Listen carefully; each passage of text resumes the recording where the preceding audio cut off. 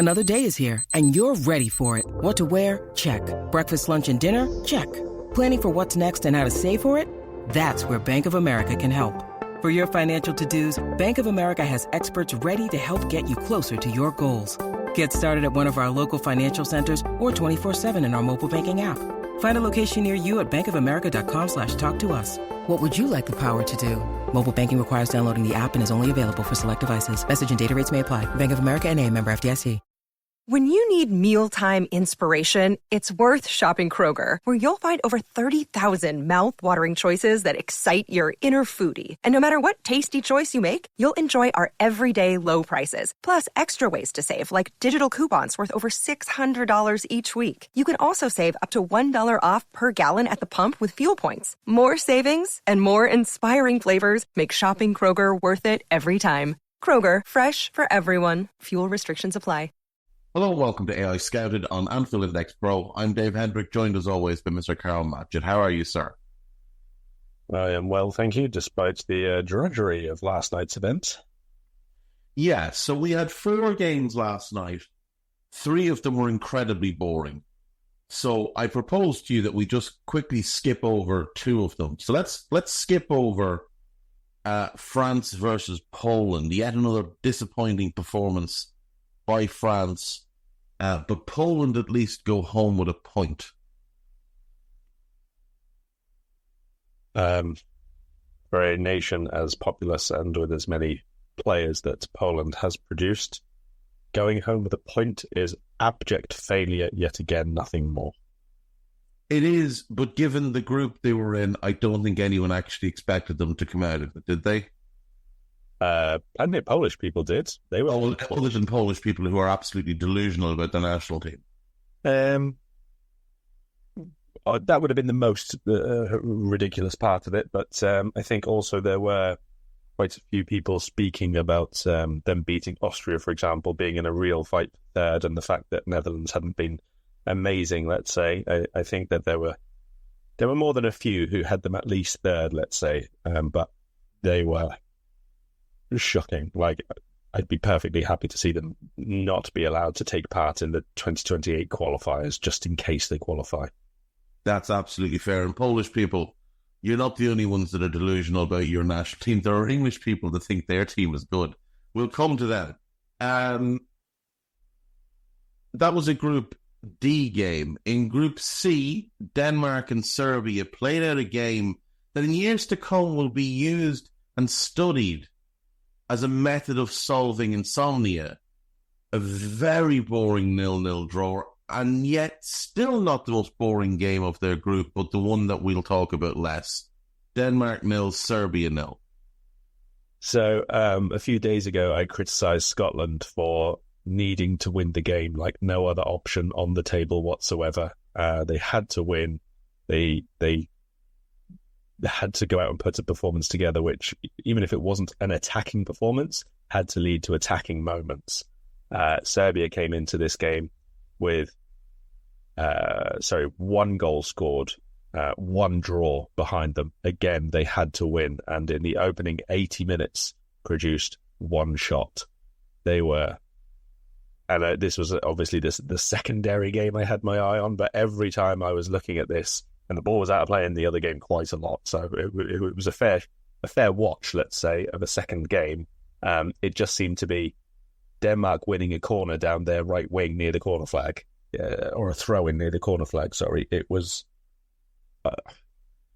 I'm not going to judge completely harshly because I didn't watch the game fully, but this seems like another Serbia complete implosion, complete lack of ability to fight for anything, complete inability to set the team up in a way which benefits the decent players that they have, and there are a few. There is a few. Like, it's a really talented squad, and yet, time after time, international competition after international competition, they just shit the bed. Like, they do well in qualifying, and yet get to the tournament and they just don't turn up. And I don't really understand why they're so negative, considering Dragan Stojkovic as a player was one of the most exciting players I've ever seen. He's now been in charge of the national team for 3 years. He's gotten them to a World Cup. They've hugely underwhelmed. He's gotten them to the Euros. They've hugely underwhelmed. It might be time for him to step down as manager of the Serbian national team, despite his status as one of the greatest players ever to come out of the region. Yeah, they need a change, whether that's in the management or in the overall technical approach, or I don't know what, somebody else in the team. Maybe they need to hire that person that Gareth Southgate had, who was in the coaching group for a while and had nothing to do with coaching, was just there to speak to the players and get them to bond a bit. I don't know what's going on there, but Serbia are nonsense. Didn't Glenn Hoddle had some mad people around when he was England manager? I think maybe Glenn they should Hoddle do the same. Yeah, I think Glenn Hoddle had a psychiatrist, and that was seen as a bit mad at the time, wasn't it? I think it's. Didn't he have Yuri Geller come in and talk to the team as well at one point? Tell he used to bend spoons. I think he did. Anyway, no point in staying on this game. Let's briefly touch on the fact that the night before last, Albania 0, Spain 1. Karl, we said Spain might change a few things. They changed everything and still won 1-0, looking like, to be fair, one of the very best teams in the competition. And Croatia won, Italy won, Riccardo Calafiori setting up a goal in deep into stoppage time to send the Croatians on their bikes. Now, they probably still thought they had a chance, but they are now gone. Any thoughts just quickly on those two games and the final showing in Group B, which sees Spain top, Italy second, and then Croatia third and going home with Albania last? So let's say one of the few groups which has seemed to finish exactly as expected, exactly according to performance status heading into the tournament. Spain, obviously, one of only two potential nations who can actually finish on 9 points. Usually we get a few, it feels like to me. Maybe I'm over remembering that, but Portugal are the only other nation who can still do it. Spain, I was only a third of an eye on this game, to be honest. I was watching the Croatia-Italy matches. That was the one that had more riding on it. But it looked to me like Dani Olmo had a pretty good game. Ferran Torres' goal was very, very well taken indeed. I don't really know what to say about sort of the defensive line. Obviously, people like Dani Vivian came in, but I don't know how much he was really tested, to be honest. So I can't really make many assessments of him or Grimaldo, for example. But very, very good for Spain to get so many people involved and playing. I think Fermin Lopez came on as well as a sub, so I don't know if that now means that only the third choice goalkeeper hasn't played. I'm not sure if that's the case for them. Can't be too many others who haven't featured though at this point. So very, very good for them. They look strong. They look in good fettle, but still not scoring oodles, shall we say. Not sure how many massively clear-cut chances they had against Albania, but that's probably the one area you would say is still a lingering question mark over them. The only thing I want to say about the Croatia-Italy game is that Italy were really, really poor again until they went behind again, and then they suddenly played very, very quickly, very smartly, looked to make much, much better link-up play. If anyone didn't watch it, they were the first of the big nations, let's say the historically big nations, to actually switch formation, to show a second way of playing. So they went from their back four and wide forwards, played a 3-5-2 effectively, which looked all right to start with. But then when Croatia had a lot of the ball in the first half, they couldn't break out of that pattern of five at the back at all. Like, Di Marco was awful. Di Lorenzo on the other side was all right on the ball, but not very quick, obviously, these days. So I think they really, really struggled to break out of that deep line. And when he went back to the back four, when they conceded, he immediately went back to the back four. So whether that's a genuine thing for them to change or not. The most notable thing, though, I happened to be watching this game in an establishment of sorts, of the kind that serves beverages and that, and there were a lot of Croatian fans in there, and when they scored, my God, were they giving it to the Italian fans in the room. Like, I'm talking like proper Simeone type of celebrations in your face and all the rest of it. So you can only imagine how that place exploded when Zaccagni put that one top bins. I would say it was a sight to behold. The people from the former Yugoslav states have a wonderful ability to really insult you in colourful ways that we, as English speakers, would never even think of. but they will include references to your parents, farm animals, and all sorts, all in the one insult. It's a tremendous thing to witness.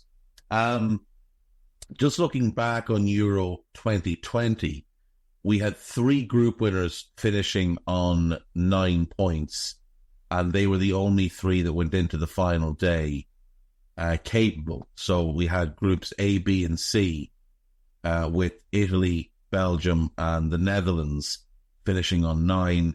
England topped Group D, but they'd drawn their second game.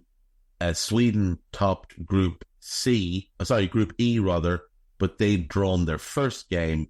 And then France topped Group F, but they had drawn their second game and would then go on and draw their third game.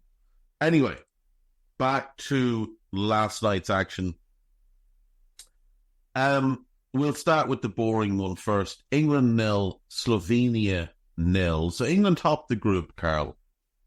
5 points, 2 goals scored, both of them with enormous amounts of luck involved. Last night was a very stale performance. And Gareth Southgate can't hide behind Trent is the issue nonsense that the media were trotting out to protect him with. I thought England were very, very poor, created very, very little. Now, it's not like Slovenia created much at all, but I would say the Benjamin Sesko free header from 10 yards out was one of the best chances of very few chances in the game. England didn't really work All Black all that much. Cole Palmer had a decent chance from one of the 2 decent moves England put together. England did put the ball in the back of the net, but Phil Foden had been offside in the build-up. If England continue to play like this, Karl, they're going home in the next round or 2. Yeah, I would say if everybody plays the way that they have done so far, England are going to the quarterfinals, and then they will be going home. And they can consider themselves extremely fortunate to get that far. They've, oh God, so bad. This was such a bad game. Where do we begin? Shall we begin in defence? Thought the centre-backs were largely fine again. Like, each of them probably had like one moment where they didn't deal quite as well with things as they might have done, but that's fine for a centre-back. You're not going to be absolutely perfect all game. Trippier delivered a brilliant cross and was a problem for the rest of the match yet again. Switching Kyle Walker to the left now. Why are England at this point? Why are they at this point? If there was so little possibility of Luke Shaw playing as the left-footed left-back, why didn't you just take someone else like, I don't know, Tyreek Mitchell or Rico Henry or whoever, just in case you needed them for balance? Like, not even just for them to... Our left-footed fullback. Yeah, just someone to not even necessarily go forward and cross, but just someone who didn't have to stop, shift the ball, shift their body, and then play inside again. Like, for anything different at all. At this point, I think there are at least 2 solutions left in this squad that he can still do, but Trippier at left back is a big issue when the play is already stilted and slow and not going anywhere. Midfield, Conor Gallagher, 45 minutes didn't appear to be the solution. For him to get only 45 minutes to be the solution, I think is insulting. Almost as insulting as the fact that the idea that he could be the answer was stupid in the first place. I think there is absolutely a place for Conor Gallagher in this squad. It isn't as a central midfield partner for Declan Rice in double pivot. Bellingham spent most of his time left wing, fine, because he was trying to find space and all that, but he's not playing well. Foden had a couple of minutes. The only time England really looked dangerous was when they started to pick up the pace and pass it really quickly. The offside goal that you mentioned was a really good example of that, and Foden was central to all of that. But the problem was Foden was central to all of that, and again, not really necessarily in the positions England wanted him to be, and so on and so forth. Saka's had a poor tournament, no 2 ways about it. Changes should be made at this point. But one of those changes is blindingly obvious to me, and I don't see why it hasn't been tried. Why isn't he just switching Foden and Saka? But if you need somebody to go on the outside and deliver a cross and have a bit of speed about them on the overlap, on the underlap, whatever it is, go on the outside. Why not play Saka there, where he actually started, as a left-footed, fairly fast player who can cross on the run? Yeah, and then let Foden play right wing and cut inside and do all the things he wants to do. Why has that not even been an in-game switch for 20 minutes? That's the thing. Just do it in-game. At least let them have that freedom to swap wings in-game. And you might just get a different look. You might throw the defence off a little bit. And as you said, Saka has done this in the past. He began playing primarily on the left, both, as a left winger and as a left back. But for whatever reason, Southgate just seems so terrified to do it. And as you said, Saka's had a poor tournament. So has Foden. So has Jude. But Karl, I think there's a real question to be asked right now as well about the team captain. Harry Kane has been dreadful. Now, part of it is the lack of real service. But he also just looks really tired at the moment. Now, he's obviously had a long season with Bayern. He's played a lot of football this year. But he just doesn't look like the Harry Kane that we're used to seeing. No, he doesn't. I mean, I wouldn't imagine he's played much more or too much more than people like, I don't know, teammates there. Jamal Musiala. But they're the better part of 10 years younger than him. Yes, agreed. He's now in his 30s. Yes, but still, I don't think that that's necessarily an enormous factor here.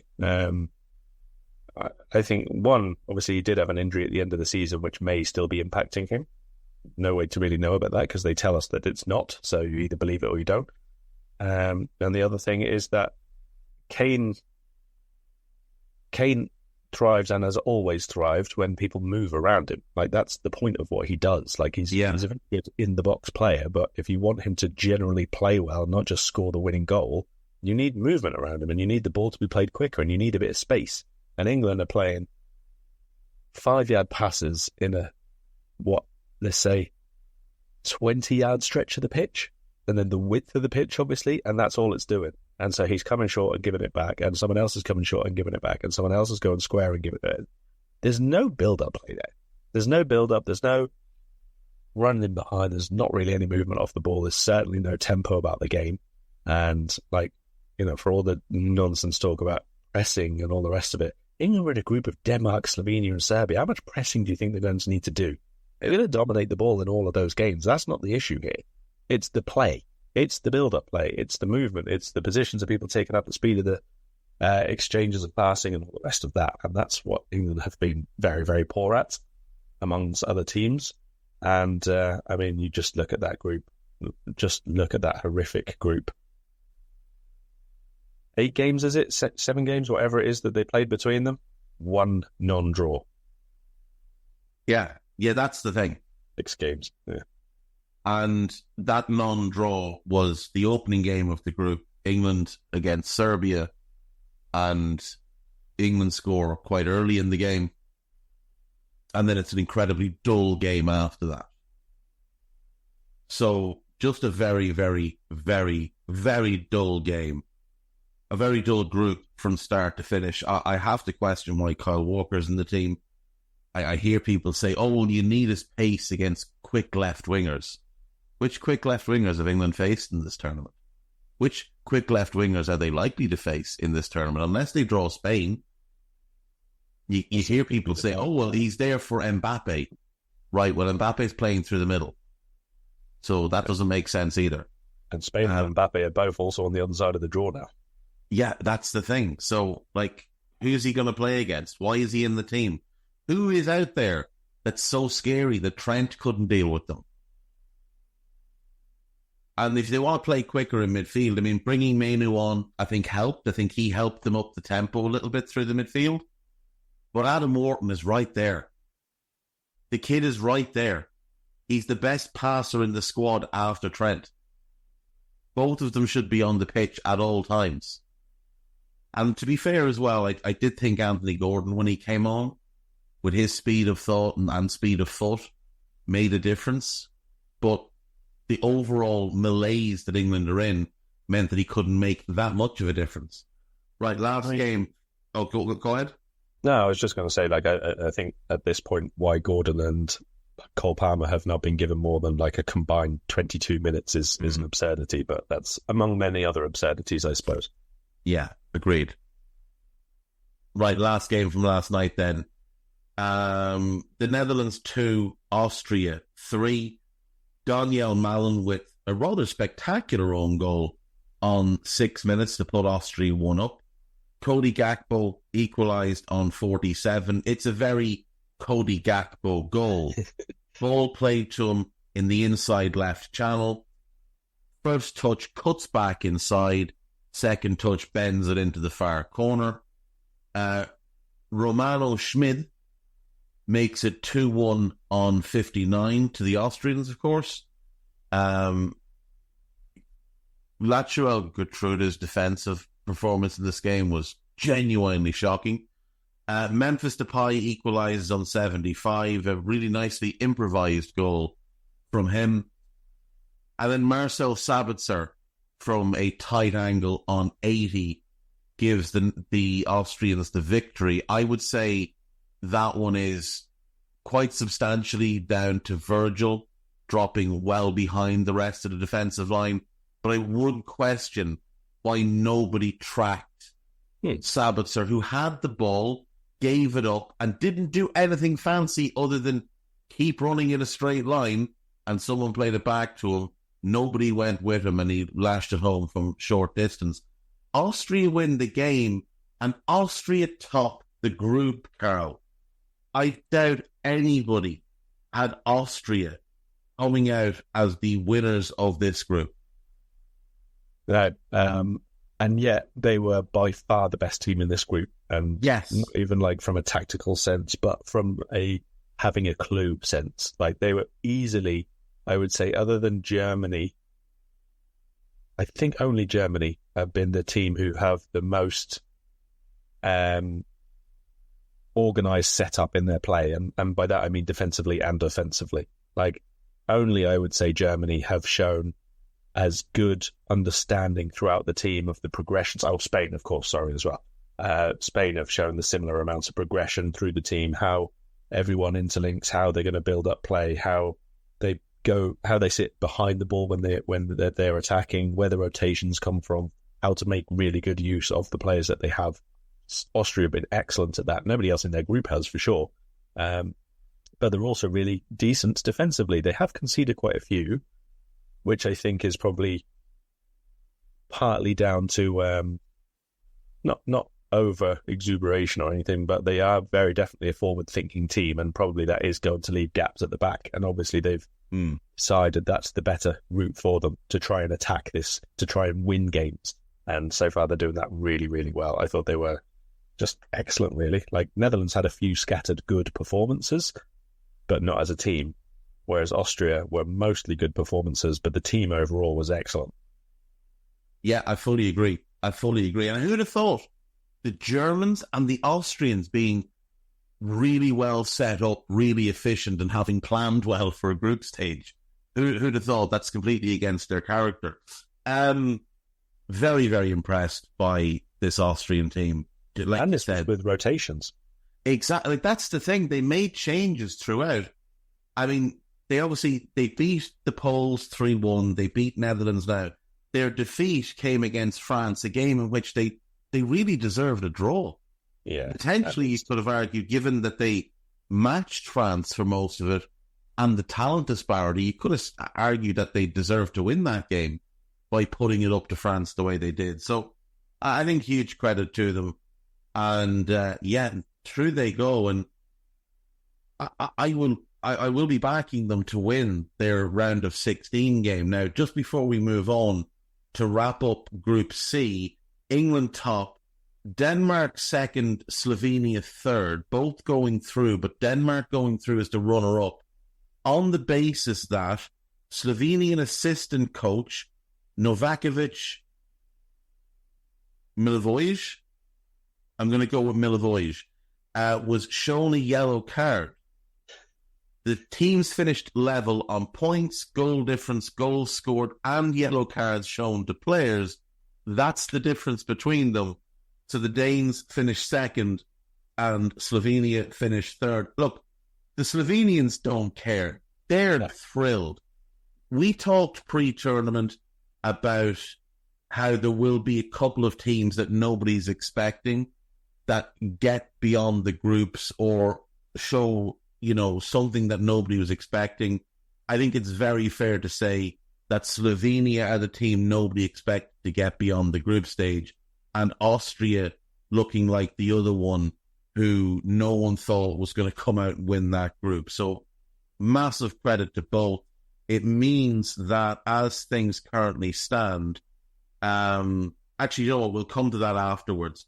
Let's just do today's games. Can we just quickly note on the Slovenia-Denmark tiebreaker thing? If they happen to have been playing each other on that last game, instead of the disciplinary points, they would have had a penalty shootout at the end to decide second and third, which I thought was magnificent. I would like to see that happen someday in a group stage. Oh, that would have been brilliant. And you'd definitely be backing Slovenia with Oblak in goal rather than Kasper Schmeichel. Yeah. And if they happen to have got the same points, disciplinary points, then it would have gone to qualification ranking, I think, or their coefficient from the qualifying period, in which case I think Denmark still would have gone second and Slovenia third there, because they were pot 2. It's very, very cool that there's someone, like, at least somebody has sat down and gone, right, if A, B, C, D, and E are all the same, what's F? What are we working with then?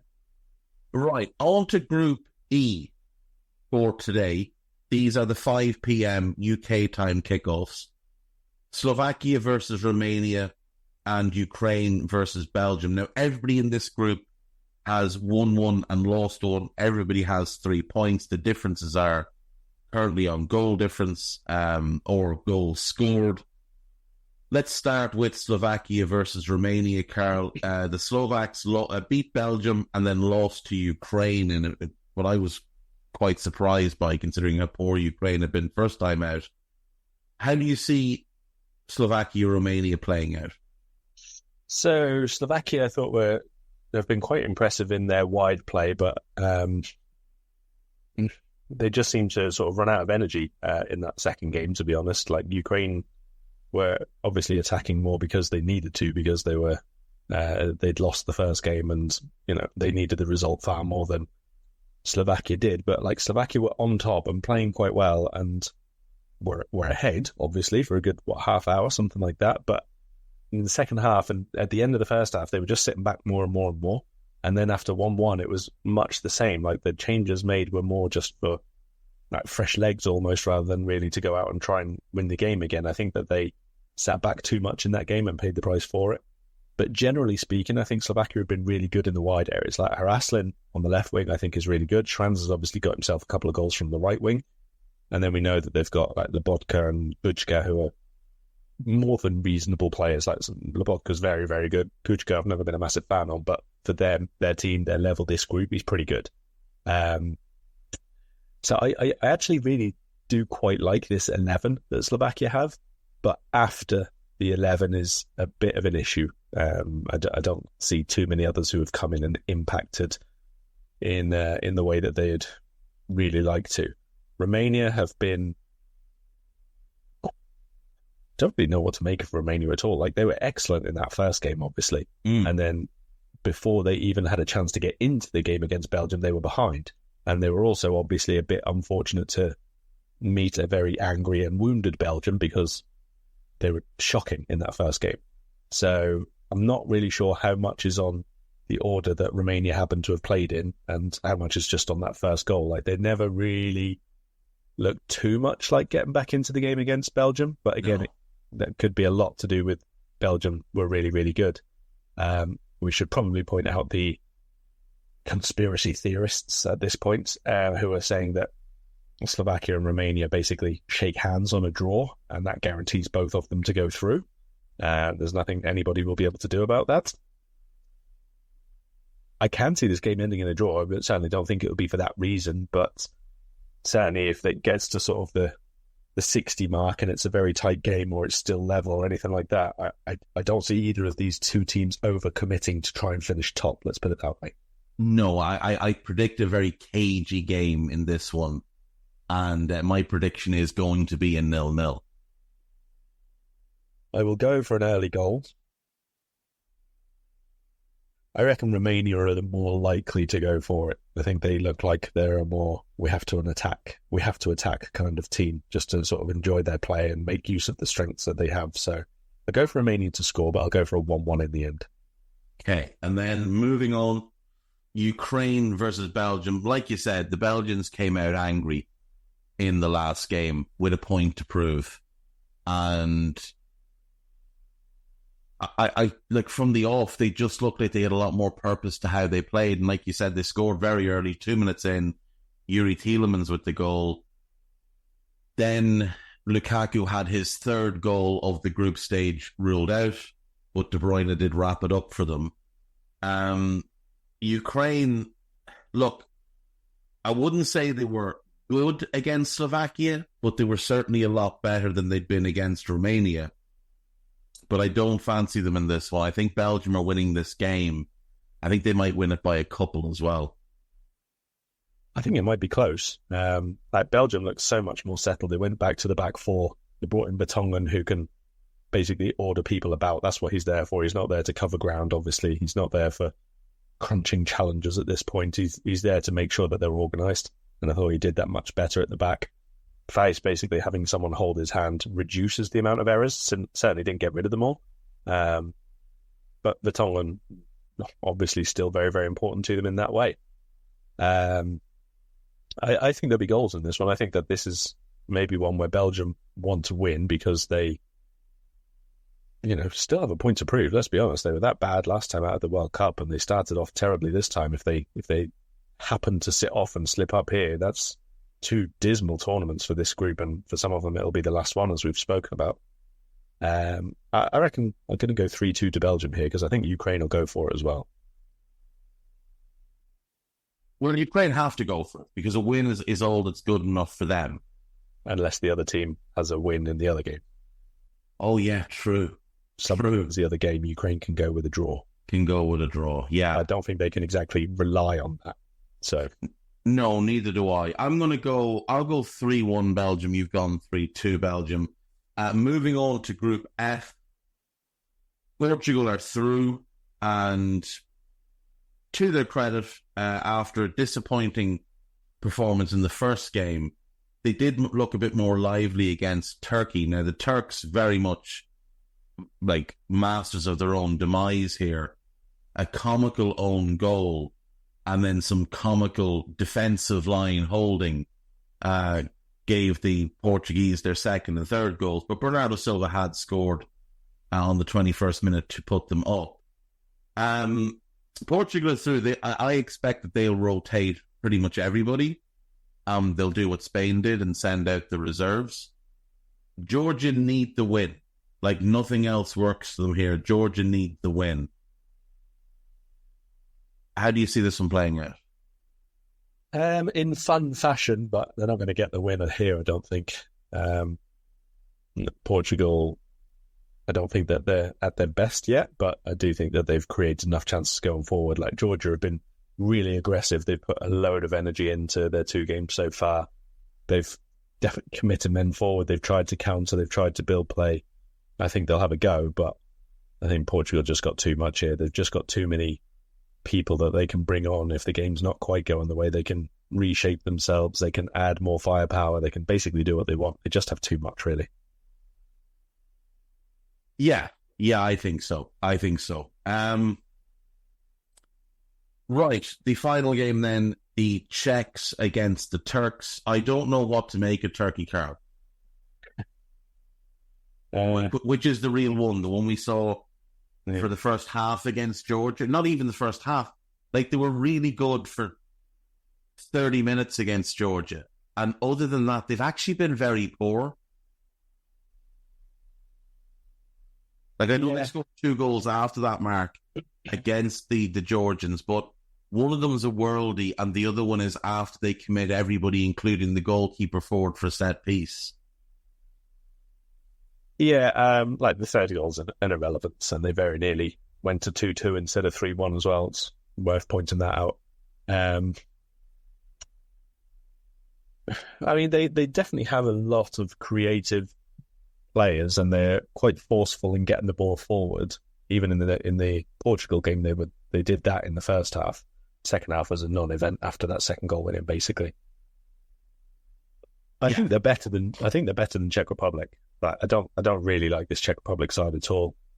There's a couple of players in there who have performed fairly well, but generally speaking, I think they're quite a poor side. And if they play, Vaclav Černý again in support of Schick, you're playing with 10. He's dreadful. He's been absolutely woeful for them. He can't do anything. He's not really a workhorse. He doesn't hold the ball up well. He's got the technical ability of like an elephant who's been blindfolded. He's just a terrible link player.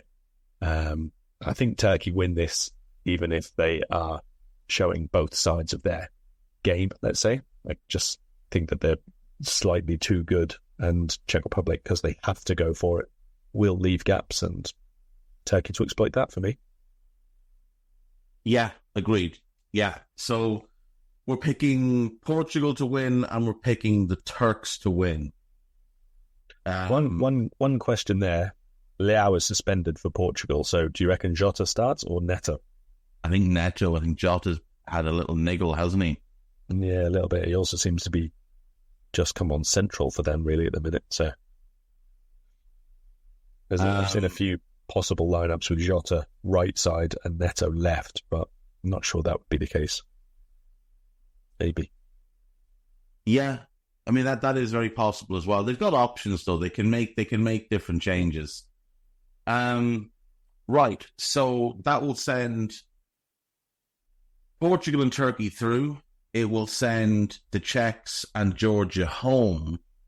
So Hungary are the team from outside that have to keep such a close eye on this group, because they're the one relying on the Czechs and Georgians to both lose. And they will then go through as the third place team. The Dutch are going through, they're going to be fine. Slovakia and Slovenia are through, they're fine. Hungary, it's Hungary or the third team from this group. Is basically where we stand. Yeah, unless the Group E has a thumping in one of the games, like if it's a 4-0 or whatever, that changes the goal difference as well as staying on 3 points. Yeah, but as things stand, they're also... Oh, I get what you mean. Because they would then go below Hungary. They would then go below Hungary. But we know that Croatia are out, and that's it, the end of it for them. So as things stand, we have Spain to face the third place team from groups E or F. So that will be either Slovakia or Czech Republic if they could qualify. It looks like it'll be Slovakia. We have Germany versus Denmark. Portugal to take on third in either groups A or C. So that will be potentially Hungary. If they go through, it will be Hungary. If they don't, it'll be Slovenia. France will play the runner-up from Group E. So we can guess that that's potentially Romania, which is a favourable enough draw, I think, for them. The winner of Group E, which let's just say it's Belgium, would take on third place from C or D. So that would be Slovenia. That would mean that England take on the Netherlands, which is a tough enough one for them. Austria would take on Turkey, and Switzerland versus Italy is set. So it's shaping up nicely, Karl. Yeah, it does look decent. Like I've seen, obviously, lots of comments already about a top half of the draw looking very, very difficult. It's got France, Portugal, Germany, Spain in it, and then the bottom half of the draw suddenly looking easy. That's obviously based on some teams' form so far, but I think is largely an irrelevance. Like if you say before the tournament, you've got Italy, Netherlands, England, and someone else who we don't know yet, someone else who... Belgium, for example, all in one half of the draw. Nobody's saying that that's an easy half, but the way that team's form has been in the group stage. It's just incidental. That's where they've ended up. But I think that there are some very, very interesting matchups there. Switzerland, Italy, I think is a really tough one to call, for example. The runner-up in Group F against Austria, I think that's a really difficult game. Looks like maybe Turkey at this point, or going by our predictions, we've got Turkey-Austria. I think it'll be a really interesting encounter. And England-Netherlands, like you just said, it's a great game, plenty of history behind it. Neither of them have been particularly good. Netherlands have been better going forward than England, but England have been better defensively than Netherlands, who have been atrocious in defence. So loads of really interesting matchups, which I'm hopeful that we'll see even the teams who have not performed too well or to their level yet be a bit more offensive-minded in certain parts of those games. Should be really good. Yeah, agreed. Right, well, we will leave it there for today. We've gone a little bit long, but we had 10 games really to talk about, so it's a little bit understandable this morning. We'll be back tomorrow. Take care of yourselves. Bye-bye. Sports Social Podcast Network.